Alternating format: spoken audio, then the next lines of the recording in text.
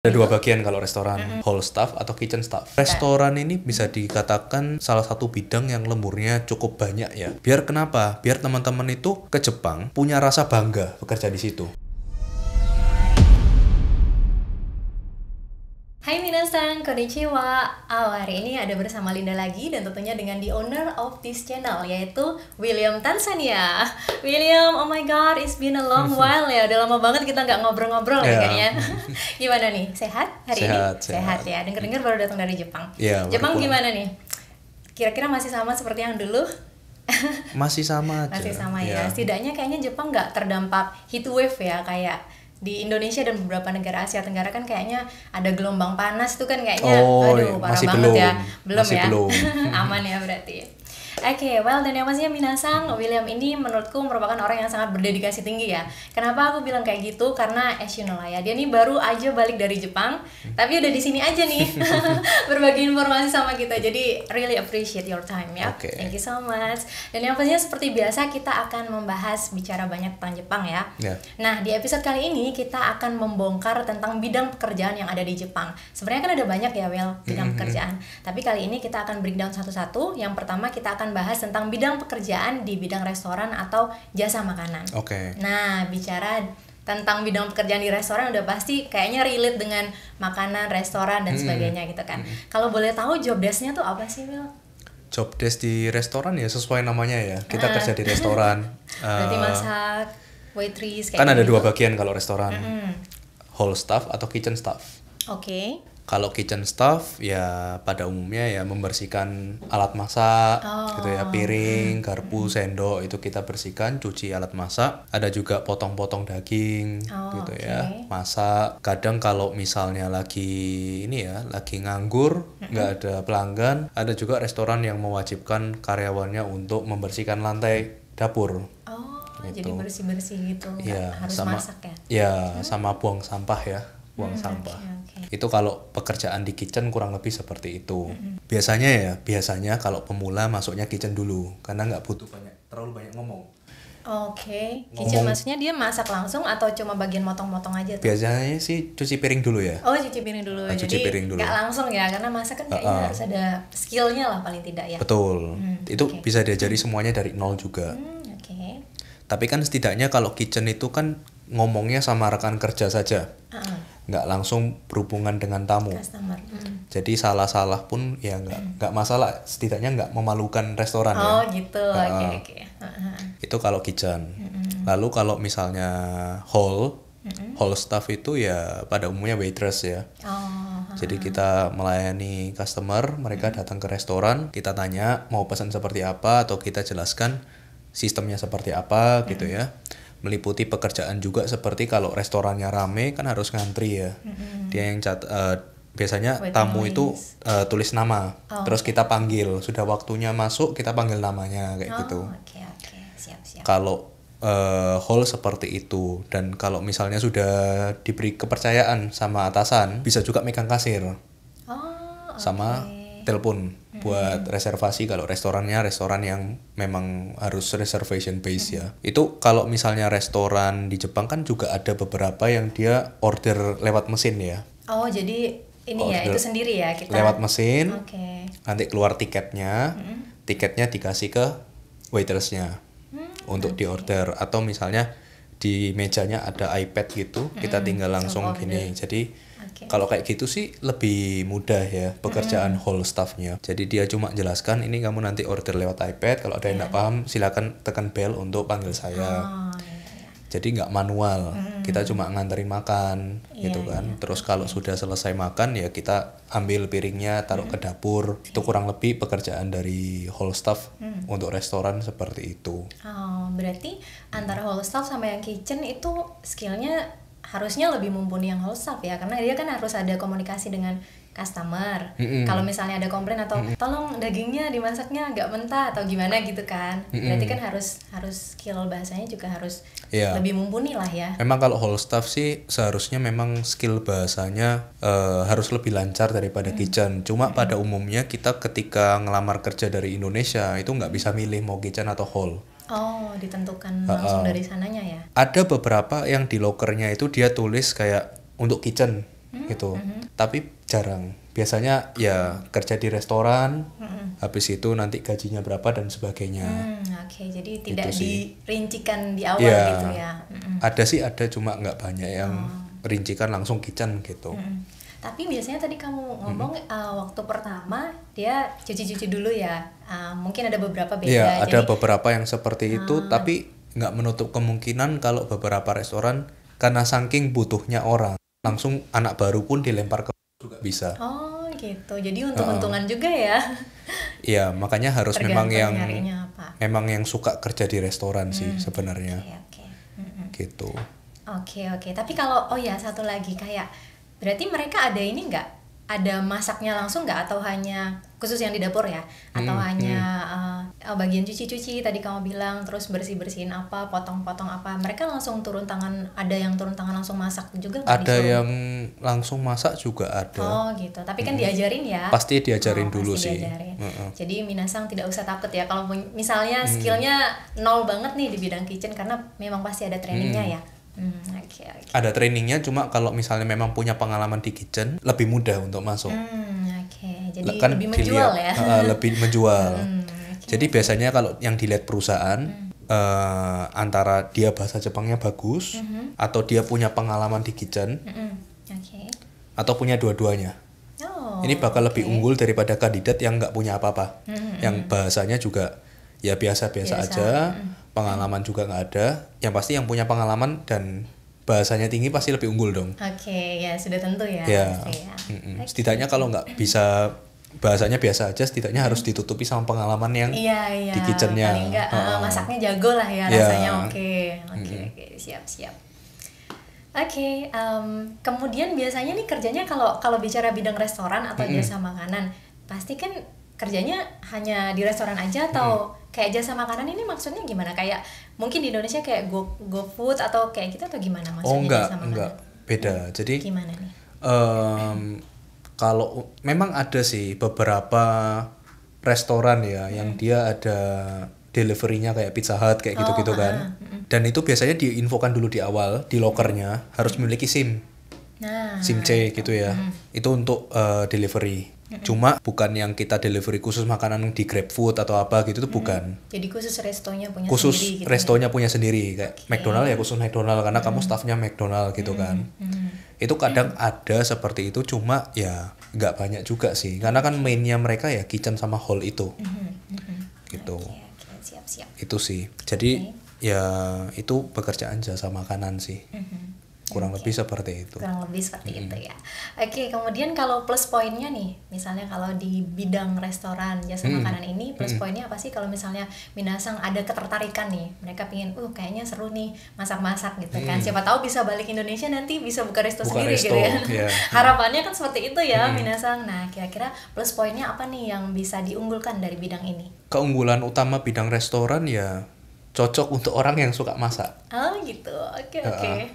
Kalau yang orang suka cuci piring gimana? Iya, itu nggak ada yang suka ya cuci piring ya. Oke.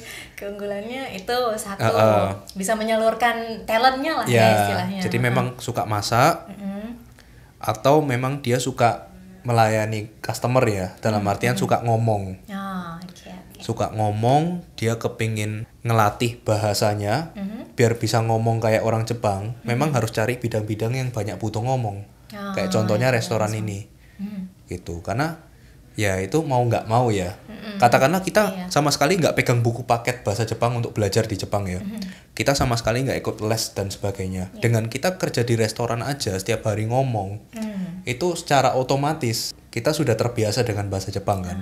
Benar banget. Jadi itu termasuk pembelajaran yang sebenarnya by nature gitu ya. Terjadi secara alami.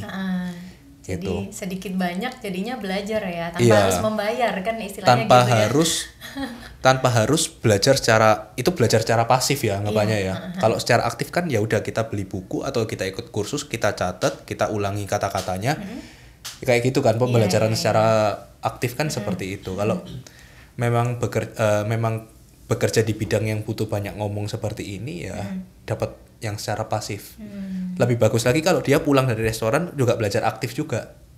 Jadi jadi belajar secara dikombain. aktif, belajar secara pasif, ya tambah cepat lagi bahasa Jepangnya. Benar.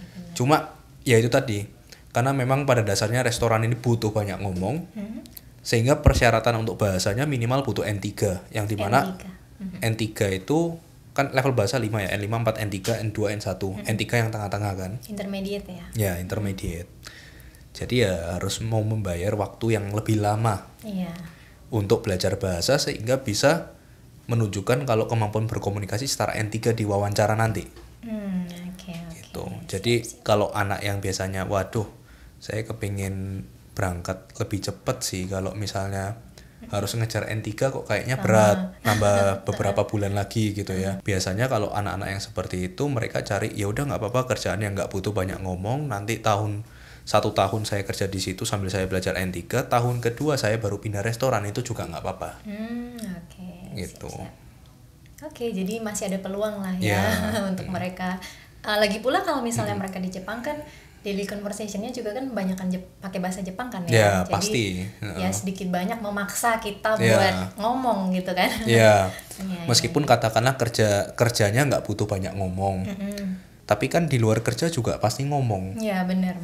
Bisa cari teman orang Jepang juga. Iya. Gitu kan. Sudah di Jepang kan ya di mana-mana gampang ya cari orang teman Jepang ya. Itu sih kalau aku bilang keunggulan restoran ya, pertama ya memang kalau sesuai hobi ya cocok. Yang kedua bisa ningkatin kemampuan berbicara. Ya, yang ketiga lemburnya biasanya. Nah itu gimana nih prosedur overtime-nya? Apakah itu sering kalau di bidang restoran? Restoran ini bisa dikatakan salah satu bidang yang lemburnya cukup banyak ya. Apalagi restorannya di pusat kota. Pusat kotanya memang banyak turisnya. Itu bisa kita lembur sampai 40 jam pun saya rasa mungkin. Oh my god. 40 jam sebulan kan, kalau lembur itu kan dinaikkan gajinya 50% dari gaji per jam biasanya. Kalau gaji per jam biasanya misalnya katakanlah 100.000. Berarti kalau lembur per jamnya 150.000. Berarti kalau 40 jam bisa dapat 6 jutaan. Ya lumayan ya nambahnya. Iya. Itu. Jadi biasanya memang kalau misalnya tanpa lembur kan gaji pada umumnya itu 16 sampai 18 juta. Tapi itu bukan semua yang bisa ditabung. Yang Belum bisa ditabung ya ada potongan asuransi, ada pajak, ada internet, gas air listrik, tempat tinggal, makan, semuanya ya. Itu biaya hidup dan potongan kurang lebih yang bisa ditabung ya 40 sampai 60% itu sudah bagus sebenarnya dari gaji kotor. Dan kalau 40 sampai 60% biasanya berarti ya kurang dari 10 juta nabungnya. Kurang dari 10 juta. Nah itu, jadi kalau misalnya mau nabung 10 juta atau ke atasnya, ya memang orang ngejar lembur biasanya. Iya. Nggak mau ya. Iya. Jadi kurang lebih salary per month-nya 16 sampai 18 di range itu ya. Di range khusus itu sih untuk rata-rata. Bidang restoran. Belum termasuk lembur juga tadi kan. Belum termasuk lembur. Itu di bidang rata-rata sama aja sih kalau di Jepang. Gaji pokok itu sama. Yang membedakan apakah di sana banyak lembur atau tidak. Terus yang kedua, yang bisa mengubah gaji pokok kalau pekerjaannya semakin berbahaya. Contohnya driver. Kalau di restoran kan ya kerjanya gitu-gitu aja ya. Kalau nggak di kitchen, di hall. Driver ini kan beresiko ya. Satu nyawa orang, dua barang yang dipegang, yang dibawa. Kalau driver truk ya misalnya, ya gajinya nggak mungkin disamakan dengan ini dong. Iya karena faktor resiko tadi ya. Faktor resiko. Tapi kalau pekerjaan yang tingkat resikonya tidak terlalu tinggi, ya kurang lebih sama aja sih 16 sampai 18 ya gaji pokok ya. Jadi supaya minasan juga ada bayangan. Oh berarti per bulan dapatnya segini, kalau lembur ketambahan 6 juta, kurang lebih seperti itu ya. Dan memang mungkin kalau memang kerja di restoran kayaknya udah nggak cuma di Jepang ya, di Indonesia juga kayaknya kalau peak season kayak misalnya Natal ataupun hari raya pasti kan kerjaannya lebih ini, karena itu kan libur panjang gitu kan. Jadi harus lebih inilah ya ekstra. Oke, siap. Nah kalau tadi kita udah bicara soal plus poinnya nih, nggak mungkin kan ada pekerjaan yang plus melulu gitu kan. Minus poinnya nih apa nih William Sang? Minus poinnya ya pasti capek. Udah tentu ya, it's really obvious. Semua pekerjaan pasti capek. Meskipun nggak semua capeknya beda ya. Pokoknya semakin menggunakan fisik kan pasti makin capek ya. Benar. Secara ini ya, secara jasmani pasti capek. Ya mungkin butuh penyesuaian diri ya dari minus poinnya sebenarnya semua pekerjaan butuh penyesuaian diri ya. Apalagi yang menggunakan fisik ya. Iya. Gitu, penyesuaian diri itu bukan hanya terhadap pekerjaannya tapi terhadap lingkungannya juga, orang-orangnya di sana gimana. Benar. Yang kita harus menyesuaikan diri. Iya, benar. Terus minus poin lainnya ya kalau misalnya kita bahasa Jepangnya belum jago, patah-patah, ya ada resiko pasti dimarahi customer. Iya, udah pasti ya. Jadi karena ada itu minus poinnya, pribadi yang harus join yang mau kerja di restoran ini tidak boleh gampang baper. Oke, jadi harus kuat mental juga ya. Selain fisik kamu harus training terus, tapi mental juga harus ya, harus balance ya. Rata-rata semua pekerjaan di Jepang harus kuat mental sih sebenarnya. Cuma kalau ketemu customer langsung ya lebih harus kuat mental lagi. Bener-bener, jangan mudah baper ya minasang. Kalau kita nggak langsung ketemu dengan pelanggan kan paling dimarahinya sama rekan kerja atau atasan ya. Bener. Tapi kalau di restoran dimarahi rekan kerja, atasan, plus dimarahi customer kalau kerjanya nggak benar. Duh, nangis deh. Bener-bener gitu. ya, jadi harus kuat mental banget ya. Tapi bicara soal ini di bidang restoran ini, adakah perbedaan kayak misalnya mereka hanya nerimanya cowok atau cewek gitu? Ada perbedaan gender gitu nggak biasanya? Nggak ada ya, nggak ada. Jadi siapapun bebas ya. Siapapun cowok cewek bisa, cuma di bidang restoran ini yang perlu ditekankan terkait cowok cewek ya. Kalau cowok sih nggak masalah, kalau cewek biasanya ditanyakan boleh berhijab atau tidak. Nah, iya itu. Ini jarang ada restoran yang memperbolehkan berhijab karena kan berkaitan dengan image ya. Kecuali kerjanya di restoran yang halal memang. Halal restoran itu ada cuma nggak banyak. Kita juga nggak bisa kasih jaminan kayak misalnya ada anak mau join ya, Kak saya mau kerja di Jepang di restoran halal, wah saya nggak tentu bisa carikan loh gitu. Kalau restoran yang bukan halal tapi tidak mengandung babi masih bisa, tapi tetap nggak boleh berhijab kadang-kadang. Udah gitu. Standarnya ya. Gitu. Tapi ada juga restoran yang nggak halal pun berhijab, cuma ya itu tadi sesuai yang aku bilang jarang ya, nggak bisa kebanyakan janji di situ. Siap. Jadi buat teman-teman khususnya wanita ya, yang mungkin pakai hijab, biar ada gambaran nih kalau misalnya kalian mau ngelamar harus siap-siap ya. Maksudnya kalau memang harus dilepas ya gimana lagi ya, karena itu memang konsekuensi kalau kalian mau melamar di bidang itu yang memang mungkin ada aturan khusus seperti itu ya. Nah, Will, following up question ya. Mungkin banyak juga nih yang bertanya-tanya. Nah, kalau misalnya mau join, mau bekerja di bidang itu, tapi kalau misalnya request mau yang pilih restoran yang halal, itu bisa nggak yang tidak mengandung babi? Kalau halal sih ini ya agak susah ya, karena logo halal sendiri kan agak jarang ya di Jepang. Tapi kalau request yang tidak ada pork gitu ya, itu mungkin masih bisa, kayak contohnya di restoran sate ayam gitu ya. Itu masih bisa. Jadi ada restoran yang kan dia memang khusus ayam gitu kan, ada. Yang penting kalau di kita ya, di kita itu di Pocket Nihongo ataupun di saya aja, kita pasti tawari dulu kandidat. Sekarang yang ada di kita itu loker ini di perusahaan ini, gajinya segini, lokasinya di mana, fasilitasnya apa aja, tiket pesawat dibayarin atau enggak, semua kita info di awal. Jadi clear lah di depan ya. Di clear di depan. Kenapa? Karena ya satu, aku nggak mau kandidatnya nanti merasa terpaksa.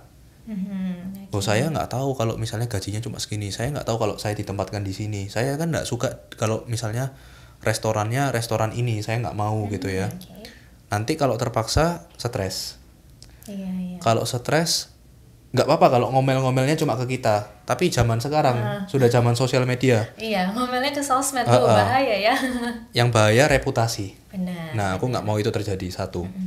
Yang kedua dari sisi perusahaan, nanti waktu wawancara, kalau anaknya tiba-tiba di tengah-tengah wawancara menolak, itu kan kita yang nggak enak sama perusahaan. Kalau misalnya dia menolak, ngapain kamu jadwalkan waktu wawancara dengan saya gitu loh. Mending kandidat yang lain aja kasihkan ke saya gitu kan. Maksudnya nggak enak lah buang waktu dari mitra partner kita kan. Makanya kita harus kasih tahu dulu ini lokernya kamu cocok nggak, dia restoran apa, di mana dan sebagainya, itu kamu cocok nggak. Kalau cocok baru kita jadwalkan wawancara. Kalau nggak cocok nggak apa-apa, tapi tunggu ya, kita carikan loker yang lain. Oke, ada second choice berarti. Second choice, third choice, pokoknya choice sampai dia cocok ya. Gitu. Kita kenapa kok nggak nggak maksa, nggak boleh milih-milih pokoknya harus ini itu enggak. Ya itu tadi alasannya dari segi kita kan Pocket Nihongo itu di tengah ya, menghubungkan antara perusahaan sama murid. Benar, ya salah satu nggak cocok kita kena pasti gitu loh. Nah jadi yang harus dijaga ya reputasi ya kalau menurut gue ya. Reputasi itu kan dasarnya dari kepuasan dua pihak ya, dari perusahaannya puas sama anaknya puas sama perusahaannya. Gitu. Jadi biar sama-sama enak ya kedua-duanya. Dan kayaknya yang paling penting sebelum kalian memutuskan tuh tekadnya harus bulat ya, biar jangan maju mundur gitu ya. Kalau iya enggak gitu. Benar. Jadi biar enggak di tengah-tengah kan, jadi seperti yang William Sang bilang tadi, supaya tidak merugikan kedua belah pihak. Betul. Ya, kita selalu infokan kok. Kalau sudah beneran cocok, udah ya, jangan cari yang lain, tunggu wawancara gitu. Jangan sampai kamu waktunya wawancara bilang, "Oh, sudah keterima di perusahaan lain." Nah, kita yang nggak enak. Gitu. Kita yang nggak enak sama perusahaan nanti. Gitu kan. Oke, siap-siap. Kalau gitu, kalau untuk minasang yang mungkin penasaran kalau mereka ingin join bekerja di bidang restoran ini, apa sih term and condition yang harus mereka siapkan sebelum syarat ya? Syarat itu kan ada dua, syarat umum dan syarat khusus. Syarat umum dulu, usia 18 sampai 35 tahun kalau untuk sekarang ya, per kita ngomong ini ya. Tapi siapa tahu nanti kalau misalnya aku ketemu mitra-mitra lain yang lebih longgar gitu ya. Pasti aku infokan lagi. Berarti 18 sampai 30 ya? 35. Oh, 35. Oke. Yang kedua, mata minus, silinder plus tidak ada masalah. Yang penting jangan buta warna atau juling. Itu. Nah, yang ketiga, tidak ada tato sama tindik. Karena bahaya ya, maksudnya penampilannya kan kalau di Jepang itu image orang bertato gitu ya. Itu kan sudah kayak mafia ya. Jadi ya agak kurang kurang pas kerja di restoran. Budayanya kayak gitu ya di Jepang. Ada restoran yang dia orang-orangnya kayak gitu. Biasanya restorannya bule, buka restoran di Jepang, bar kayak gitu-gitu ada, orangnya kayak gitu ada. Cuma kalau dari segi aku kan kepingin carikan teman-teman ini, kandidat-kandidat ini restoran yang udah besar. Bukan sembarang orang yang mengelola. Perusahaannya pun perusahaan yang benar. Kalau bisa restoran luxury gitu, restoran mewah. Yang dimana makanannya bisa jutaan rupiah gitu kan. Biar kenapa? Biar teman-teman itu ke Jepang punya rasa bangga bekerja di situ. Benar. Gitu kan. Ya pasti kalau kerja di restoran yang mahal pasti kayak very proud ya. Proud. Ditanya kerja di mana? Oh, kerja di sini. Loh, itu kan restoran orang yang nggak sembarang orang bisa masuk gitu kan.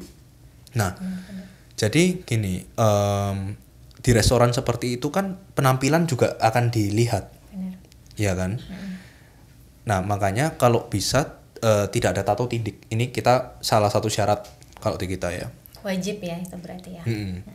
Kalau ada tindikan ya sambil nunggu tutup harus belajar tutup pakai make up dulu. Biar nggak terlalu kelihatan ya. Gitu. Nah terus pokoknya rapi lah gitu ya. Kalau laki-laki juga nggak boleh gondrong dan sebagainya ya, karena penampilan ini kan bidangnya hospitality. Food service itu kan salah satu bidang di hospitality. Jadi penampilan itu juga diperhatikan. Nggak harus good looking, yang penting rapi. Benar. Gitu. Jadi jangan minder gitu ya, pokoknya rapi gitu loh. Karena kerapian itu bisa ngalahkan good looking sekalipun kan. Kalau misalnya yang good looking pun jorok gitu kan sama aja. Benar. Yang penting rapi, seperti profesional ya. Nah setelah itu minimal lulusan SMA atau SMK. Bidang apapun boleh, nggak harus berkaitan dengan restoran, nggak ada masalah. Karena ya kita akan ajari juga ya dari nol ya. Nggak harus ada pengalaman di restoran juga. Lalu ini sehat secara jasmani dan rohani, yang dimana tidak ada penyakit mental gitu ya, tidak ada penyakit kronis kayak maksudnya penyakit yang berat-berat kayak kanker gitu ya, hepatitis dan sebagainya, penyakit turunan kayak diabetes gitu, itu juga nggak bisa. Sama tidak ada juga penyakit menular kayak HIV gitu, itu juga sudah pasti nggak bisa ya. Berarti ngekat dulu. Kalau misalnya di bagian kesehatan tadi, berarti mereka harus menyerahkan kayak medical check up di awal atau gimana supaya tahu mereka nggak ada comorbid nih. Jadi kalau misalnya terkait kesehatan, kita ada namanya pra MCU di awal. Oh, oke, berarti Pra biar MCU jelas ya. dan psikotes. Oke. Di awal itu ada itu. Cuma ini juga kadang-kadang teman-teman jadinya overthinking. Selama ini memang tidak pernah ada gejala penyakit-penyakit berat, sebenarnya nggak usah di overthinkingkan. Karena dalam pra MCU atau psikotes itu nggak ada lulus atau nggak lulus. Kalau hasilnya negatif pun itu masih bisa diperbaiki. Selama ya itu tadi nggak ada penyakit kronis. Iya. Kan itu penyakit yang ketahuan ya. Iya. Nggak mungkin kita selama ini nggak pernah ke klinik, jadi saya nggak tahu kalau saya ada kanker, kan nggak mungkin. Kan itu gejala sudah berat ya, batuk-batuk nggak berhenti gitu kan. Nah selama tidak ada kayak gitu kan ya nggak ada masalah, jadi nggak usah takut sama pra MCU sama psikotes. Nah gitu, jadi kurang lebih syaratnya itu. Kalau tinggi badan berat badan yang penting ideal. Yang biasanya di mana laki-laki minimal 155 cm 50 kilo, wanita biasa minimal 150 cm 40 kilo. Itu 150. berat ideal. Tapi kalau kurang-kurang dikit nggak apa-apa. Kalau kurang ya. masih bisa toleransi. Karena kan wanita-wanita di Indonesia kan mini-mini juga ya. Kalau kurang-kurang dikit 3 sampai 5 cm gitu masih bisa pakai sepatu. Ditutup sepatu. Kalau misalnya beratnya kurang ya nggak apa-apa, yang penting masih ada tenaga lah buat kerja kan ya. Nggak seketat itu kok gitu. Kecuali obesitas harus diet. Red flag ya. Kalau overweight nggak apa-apa, obesitas harus diet. Itu sih. Itu syarat umum. Kalau syarat khususnya ya harus punya level bahasa setara N3, meskipun katakanlah sertifikatnya cuma N4 gitu ya, tapi ketika dia ngomong itu setara N3, itu masih bisa kita kasih rekomendasi ke perusahaan. Gitu, jadi nggak ada masalah. Yang kedua harus ada sertifikat SSW sesuai bidangnya, itu tadi bidang jasa makanan ya. Gitu, jadi SSW-nya itu ujian teori dalam bahasa Jepang. Kita belajar ya bahasa Jepang dan SOP terkait restoran. Kosakatanya garpu, pisau, sendok, panci, semua itu kita pelajari.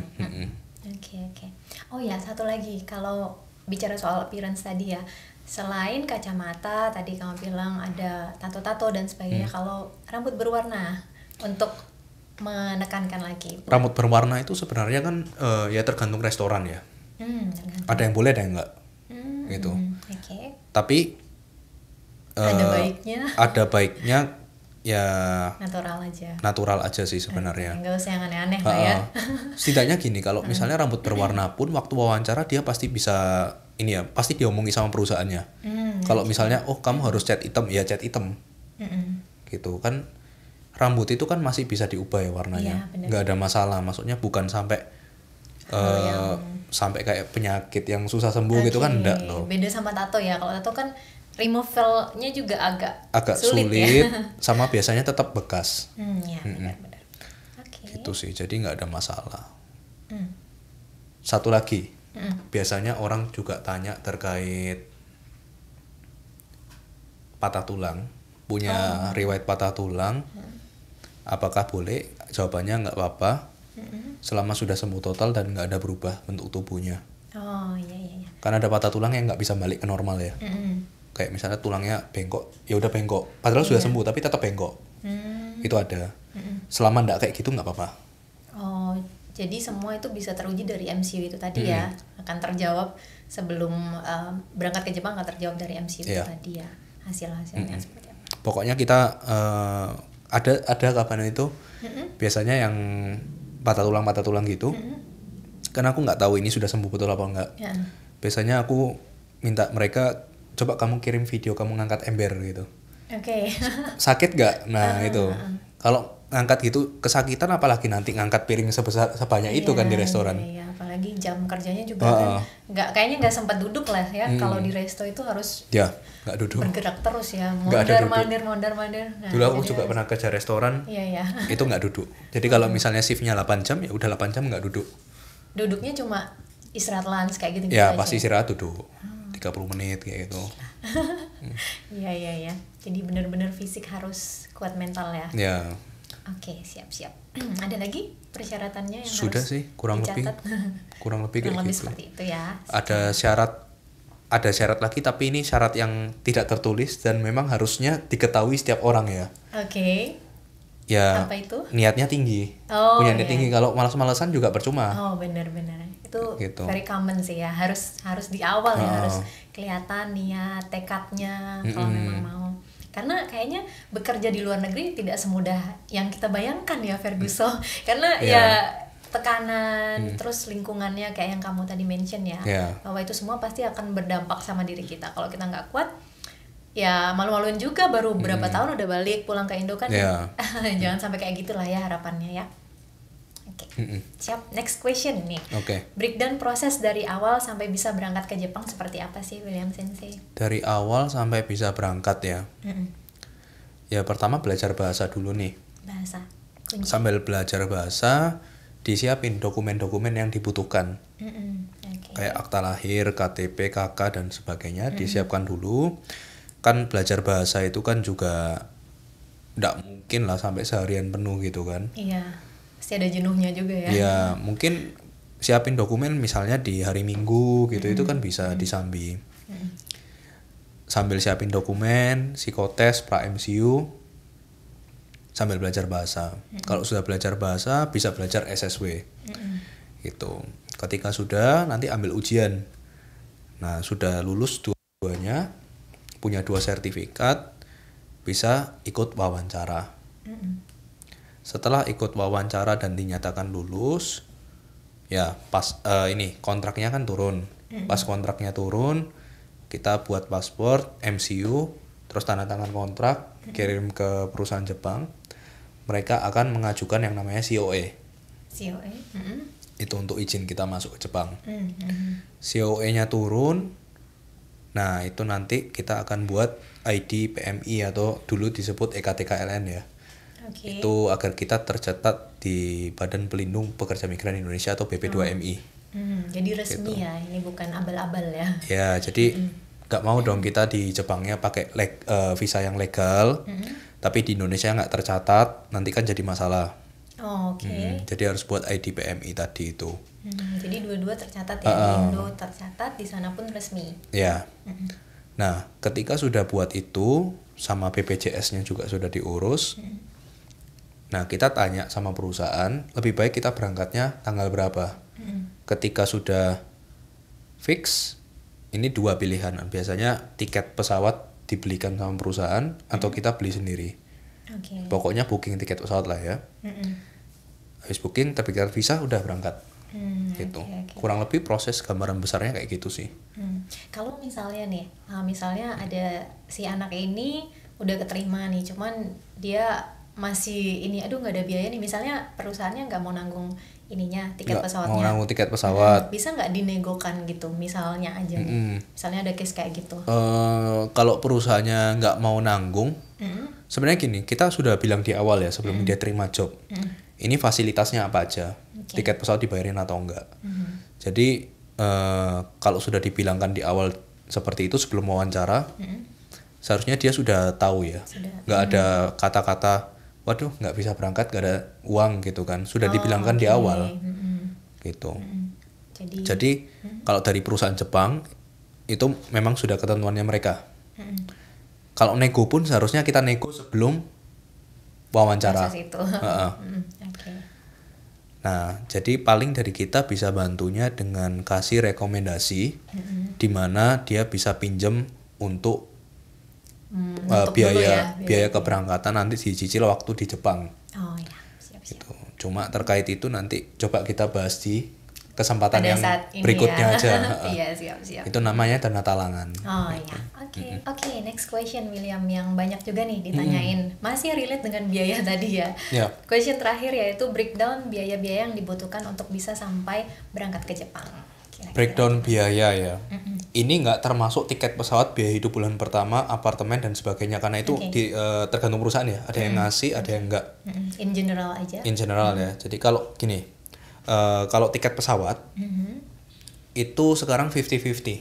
Ada yang ngasih, ada yang enggak, 50-50. Kalau apartemen atau tempat tinggal itu 20% nggak ngasih, 80% ngasih berdasarkan loker yang aku terima ya. Oh, oke. Gitu. Tapi kalau uang bulanan sudah jarang ya. Mungkin 10% doang yang ngasih uang bulan pertama. Dan itu pun biasanya dalam bentuk pinjaman. Nanti anaknya balikin, dipotong gaji. Oke. 90% udah nggak. Ngasih. Tahun lalu masih banyak yang ngasih. Nah, ini biayanya di luar ini ya, yang bakal aku sebutkan mulai sekarang ya. Yang pertama itu ada biaya untuk pra MCU sama psikotes. Yang harus disiapkan. Yang harus disiapkan itu sekitar 1,4 sampai 2,5 juta tergantung dia milih mitra dari Pocket Nihongo yang mana. Gitu ya. Jadi kita akan memberikan opsi mitra yang mana untuk bidang apa gitu kan. Nah, setelah itu ada biaya kelas bahasa. Kalau sebenarnya kelas bahasa itu gini ya, mau belajar bahasa sendiri, ambil sertifikat sendiri, baru nanti join ke Pocket Nihongo, silakan. Gitu. Bisa ya berarti. Bisa. Tapi nggak semua orang bisa cari materi sendiri, nggak semua orang ada waktu untuk belajar sendiri, dan kadang-kadang kita baca buku pun yang ditulis di buku sama yang kita pahami kan bisa jadi beda. Nah, untuk tipe orang yang seperti itu, kalau mau ikut kelas di Pocket Nihongo, itu untuk jasa makanan ya, karena butuhnya sampai N3 ya, kelasnya dari 0 sampai N3 selama 4,5 bulan itu 6,5 juta. 6,5 juta. Lalu untuk biaya berikutnya adalah biaya ujian bahasa. Biaya ujian bahasa itu sekitar tergantung dia ambil ujian yang apa ya. Kalau katakan di bidang restoran yang relate. Kalau misalnya ujian bahasa itu kan ada ujian JLPT atau JFT. Kalau JLPT N4 130 ribuan, N3 kalau nggak salah 180 ribu. Tapi diadakannya setahun cuma 2 kali. Setahun 2 kali aja. Bulan 7 dan 12. Nah, kalau yang hampir tiap bulan ada kecuali bulan 4, itu namanya JFT. Ini boleh juga dipakai setara dengan N4. Itu biaya 550 ribu. 550. Itu adalah biaya ujian. Lalu kalau untuk biaya kelas SSW ya tadi seperti yang aku bilang ya. Ikut kelas gak ikut kelas, di sini tidak ada paksaan. Kamu mau belajar sendiri boleh, tapi kalau memang nggak bisa belajar sendiri, butuh bimbingan dari orang yang sudah lulus, dari guru-guru Pocket Nihongo, ya ikut kelas silakan. Nah, kalau untuk jasa makanan kelasnya 3 juta. Nah, 3 juta itu berapa bulan? 3 juta kalau untuk SSW itu 3 sampai 4 minggu. 3 mingguan lah. Oke. Nah, kalau udah selesai belajar berarti kan ujian SSW. Nah, ujian SSW jasa makanan per kita ngomong ini 450 ribu masihan harganya. Masih 450 ya. Jadi berarti masih bisa berubah kapanpun ya. Karena mereka kadang langsung naik harga gitu. Kayak contohnya yang JFT tadi itu kan tadi aku bilang JFT berapa ya? Tadi mungkin aku salah bilang ya 450. Harganya 550. Udah naik 550 per bulan lalu. Siap. Gitu. Jadi kadang mereka bisa langsung menaikkan harga tanpa info. Tapi nggak setiap bulan naik ya, mungkin berapa tahun sekali gitu ya. Iya, jadi tidak fluktuatif banget lah ya. Oke. Nah, setelah ada biaya ujian ya ini ya ada biaya untuk kelas wawancara. Kalau kelas wawancara mau ikut di Pocket Nihongo itu wajib ya. Karena kita juga harus jaga image ke perusahaan. Kita tidak mau dapat image, loh ini kok orangnya kayak gini ya yang wawancara di Pocket Nihongo, bahasa Jepang nggak bisa udah diikutkan wawancara ya. Kok CV-nya nggak rapi ya, gitu ya. Jadi di kelas wawancara kita akan ajarkan bedah CV. Kita juga akan berikan sekitar 60 lebih pertanyaan yang biasanya ditanyakan waktu wawancara agar dia bisa jawab. Oke, jadi gitu. itu kayak istilahnya prediksi ya? Iya, gitu. Jadi kelas wawancara 2,2 juta. Itu wajib. Meskipun katakanlah dia tidak ikut kelas kita dari awal ya, dia datang ke Pocket Nyonggo sudah ada, ini saya sudah ada sertifikat nih, saya mau ikut kelas wawancaranya, habis gitu nanti tolong bantu saya untuk cari job ya. Ya tetap kelas wawancara wajib. Kalau di Pocket Nyonggo. Nah, terus yang berikutnya itu ada juga biaya untuk paspor itu 350.000. Terus ada surat keterangan cek kepolisian itu beda-beda tiap Polda. Ada yang 25.000, ada yang 30.000, ada yang 50.000 macam-macam, tapi nggak sampai 100. Gitu. Terus untuk setelah itu ada juga biaya setelah dia selesai wawancara, kontrak, terus ada medical check up lagi ya. Itu 1 jutaan. Setelah itu dia ada biaya untuk EKTKLN atau IDPMI tadi yang sempat aku sebutkan, untuk catat di BP2MI di Indonesia. Itu sebenarnya kalau daftar online gratis. Cuma kadang waktu verifikasi offline termasuk BPJS-nya itu ada biaya. Nah, itu 830 ribuan kalau nggak salah ya. Gitu. Nah, setelah itu ya visa. Buat visa kalau di daerah Jakarta datang aja langsung ke Plaza Kuningan lantai 2. Itu kantor JEVAC untuk pembuatan visa. Nah, itu 3 sampai 5 sampai 7 hari kerja sudah jadi harusnya. Tapi biasanya ada juga kalau lebih cepat 3 hari sudah jadi. Tapi harganya? Oh enggak, harganya sama aja. Tapi memang kalau di websitenya kan ditulis 5 sampai 7 hari untuk jaga-jaga gitu. Tapi biasanya mereka cepat kerjanya. Nah, itu kalau ngurus sendiri itu biasanya 600 ribuan. 600 ribuan. Tapi kalau misalnya di luar Jakarta dihitung dulu ongkos transport, ongkos penginapan berapa, apakah lebih mahal gitu ya dibandingkan kita pakai agen. Apalagi yang di luar pulau, di Kalimantan, di Sumatera kayak gitu ya. Kalau mau ke Jakarta lebih ini ya, pesawatnya sudah berapa juta. Nah, itu kalau misalnya pakai agen, kalau untuk kandidat yang dari saya, agennya bisa saya ini ya rekomendasikan yang bagus, karena itu kan dokumen penting. Kita ngirim paspor ke orang itu untuk dibuatkan visa, nggak bisa abal-abal. Kalau paspor kita disalahgunakan untuk penipuan dan sebagainya kan repot. Nah, kalau agen 1,5, 1,5 juta. 1,5 juta. Kalau jadi tadi sendiri 600. Ya, jadi itu bebas. Terserah murid mau yang mana, bebas. Jadi Jadi ada paksaan ya. Nggak ada paksaan, bebas sih, terserah mereka. Dihitung aja mana yang lebih murah. Toh juga itu biayanya nggak masuk ke kita ya. Biaya yang masuk ke saya atau Pocket Nyonggo itu cuma 3. Kelas bahasa, kelas SSB, kelas wawancara. Kalau nggak ikut kelas bahasa, SSB ya yang masuk cuma 1 wawancara. Karena wawancara tadi wajib ya. Biaya lainnya yang sudah aku sebutkan tadi masuknya langsung ke lembaga masing-masing. Paspor langsung ke imigrasi, MCU langsung ke klinik gitu kan. Terus SKCK langsung ke Polda. Jadi tarif resmi, kita nggak ada markup harga apa-apa dari situ. Karena kita memang lembaga pelatihan ya, bukan calo kan. Jadi tapi mungkin bisa memberikan rekomendasi ya kalau Pocket Nyonggo karena sudah sering ya. Kalau klinik itu untuk pra MCU ya. Klinik itu kita ada kerja, sebenarnya pra MCU sama MCU sama. Kerjasamanya sama Prodia sama klinik Siloam. Nah, itu kalau misalnya pra MCU sendiri langsung ke klinik itu habisnya 1 jutaan lebih. Tapi kalau lewat kita ada ini ya, kerjasama. Jadi kita dapat ini loh, diskon partner. Jadi murid-murid itu cuma bayar 800 ribuan. 800 kalau nggak salah Prodia 850, Silom 830. Seingatku ya.